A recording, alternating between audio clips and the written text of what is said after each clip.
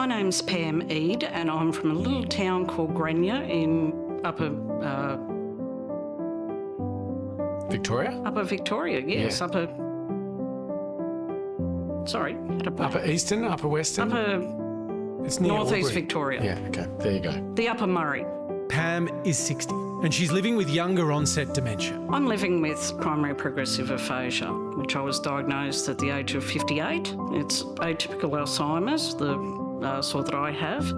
And yes, it primarily affects my language skills. Pam is one of around 420,000 Australians living with some form of dementia. My dad is too, initially diagnosed with Parkinson's, then Lewy body dementia. Pam is one of my guests in a new podcast series I'm co-hosting for Dementia Australia. Do you like talking? Oh, I love talking.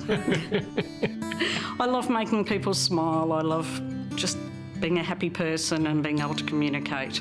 How does that sit with you, the knowledge that it's something you will lose? It saddens me. It sort of makes me realise how much I speak, how much I do actually have to say. Can you describe what it's like when you get halfway through the sentence and you can't find the words? It seems to be a blank and you can't verbalise it. The fluency of your sentence that previously that you thought you had is gone and you've got to think again. When we sat down and I asked you where you're from, yes, is that an example of you getting stuck? Exactly, I know. We had a friend staying with us for a while who every day would stir me about my language skills, how my husband would finish my sentences for me. She said, "Oh, would you like me to finish your sentences for you or wait until you can find the words?" And I realised quite quickly that something was obviously wrong.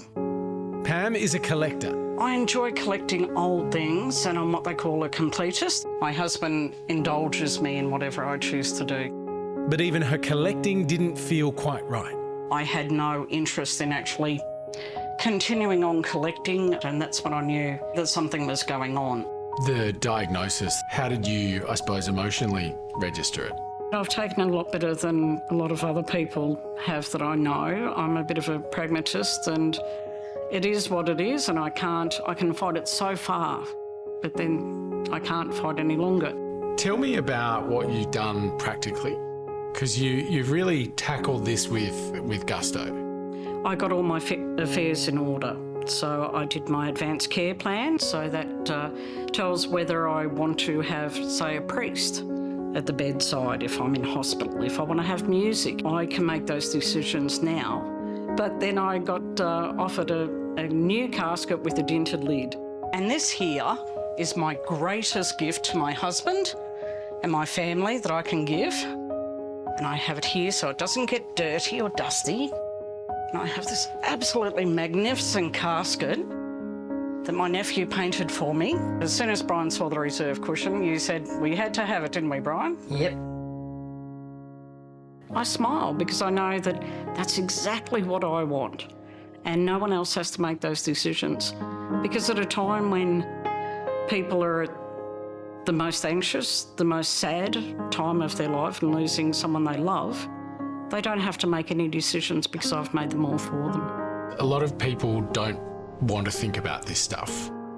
Why is it important for you? I love life. I don't want to die, but I do not want to end up with end-stage dementia. I don't want to be in the way that I know that I will be.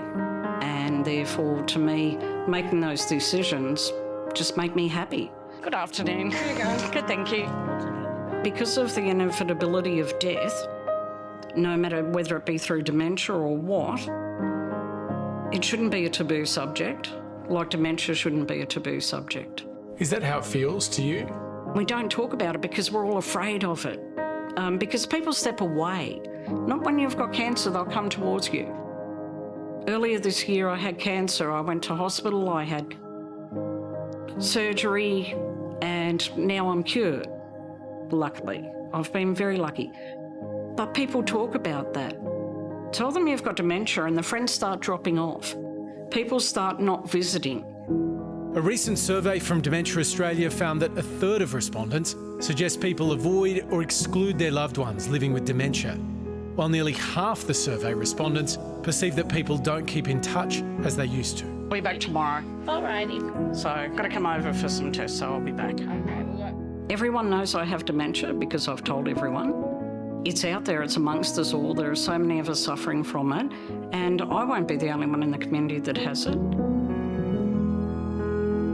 I'm more afraid of getting to end stage than I am of dying. In confidence, I'm hoping that I will find a way to sit where I want to sit, to view the beautiful vista that I have outside my house, and to go without going through years of hell for my family and myself. Just as long as it doesn't come too soon. I don't want to lose you yet. Who are you wanting to talk to? If you love the people that are around you and you don't want to cause them anguish at a time when you're dying, get your affairs in order. So I don't have to worry about any of that, nor does anyone that's going to look after me at the end have to worry about that. And now I'm having my adventure with dementia. Oh, we love Pam. Beautiful interview, Haim. Oh, thank you. You actually seemed quite emotional in the interview as well, sharing that information about your dad too. Of course, for anyone that knows anyone living with dementia, I think there's about 1.6 million Australians that are involved with the care or support of someone living with dementia. You know, it's a pretty tricky road, particularly for the individual involved. You know, Dad's a very independent guy, lived in regional Australia. We had to move him, do all of the things that you have to do, and it's harrowing for him. But I think, the reason it is so important for us all to be talking about dementia is that the figures are going to double over the next few decades. A huge number of Australians are going to be living with dementia, and it's a real challenge. And it's often the people left behind who suffer the most, the family. Explaining it to family members and also to kids. David, you've written a book actually to help youngsters understand what's kind of going on. Yeah, I saw a very powerful documentary about children who had grandparents with dementia. And it was part of the inspiration for a book I wrote called Grandpa's Great Escape. Now, I don't use the word dementia, but the granddad is confused. He thinks he's back in the Second World War, and his grandson is the only one who can really talk to him because he can play being in the Second World War with him. But I think sometimes stories like that really, really help kids, and I've had a fantastic response to it. But that was a very powerful film, very moving. Yeah. And of course, we mentioned this podcast series. It's for anyone diagnosed with dementia or helping someone with it. There's a lot of information there about what to do, steps to take, resources available through Dementia Australia. They're an incredible organisation, and it's well worth a listen, even if you just want to hear some of the very funny stories that the dementia advocates tell. And a very happy Father's Day, Dad. I know you're probably watching.